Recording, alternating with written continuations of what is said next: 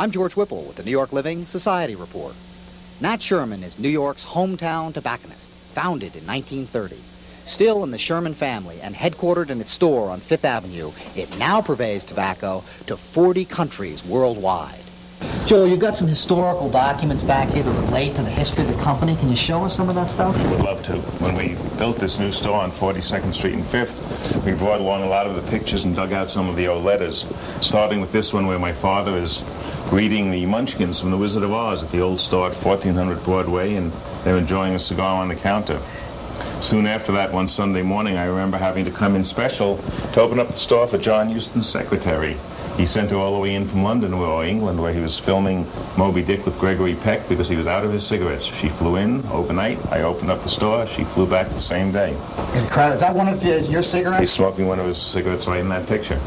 And of course, we have letters from many famous personalities: John Wayne, Edward R. Murrow, Sammy Davis Jr., Frank Sinatra, when we made orange cigarettes to match the interior of his private aircraft and put the name of the airplane on it. It was called El Dago. Only he could get away with something like that. Incredible. More recently, we have one of our more famous smokers, or infamous smokers, and unlike Kennedy, whose wife allowed him to smoke, he has been told by his wife that he's not allowed to smoke in her house. And we in the industry like to point out it's not her house, it's our house. And in the house that Sherman built, all of the descendants smoke. Joel's son, Larry, is the director of retail operations. Larry, can you show us what makes up a premium cigar? Hopefully I can. There are a lot of different cigars, and most of the wrappers come from all over the world, whether it be Cameroon wrapper, even Connecticut, which is right up in the Connecticut Valley. This cigar right here is actually a Connecticut wrapper. I'm going to take it apart for you. Right here is a Connecticut shade wrapper. Beautiful. All these steps are all done by hand, too. That's the wrapper, and right here we have the binder. Now, where does the binder come from? The binder very often is Sumatran, and it's used really not for taste, but for strength. Aesthetically, not an attractive wrapper. Right, but very strong. Right, not as pretty as this, but... And as each part is done by hand, this is all done by hand, and they make little kind of veins that go through, and that's what you draw through. And if you have difficulty drawing through, it's very often because of that.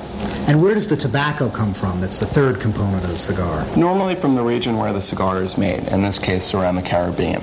So what do these handmade premium cigars cost? I mean, what's the range of cost for them? They really range from about $3 to about $10 for a good cigar.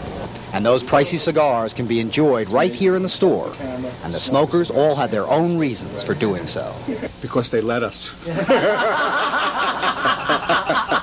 We tried a lot of places, but they let us come here. Because my wife won't let me smoke at home. Now, what is this room? Well, this is our humidor, which is environmentally controlled to maintain cigars in perfect smoking condition. Wow, look at all these cigars. How many are in this? Well, we'll maintain an inventory of about 1 million cigars in this room, which is our inventory plus inventory of our customers. Now, any famous customers we'd know that keep their cigars here? I'm sure one or two. Over here we have cigars which are Robert De Niro, Tom Selleck, as well as Danny DeVito. And on the other side we have cigars of Sylvester Stallone. Well, this is a player piano. But you know, I have it on pretty good authority that from time to time, Harry Connick Jr. comes into this Fifth Avenue store, turns off the mechanism, and belts out a few of his own songs. And in between those songs, he enjoys one of Nat Sherman's cigars. Reporting from Midtown Manhattan, George Whipple, New York 1.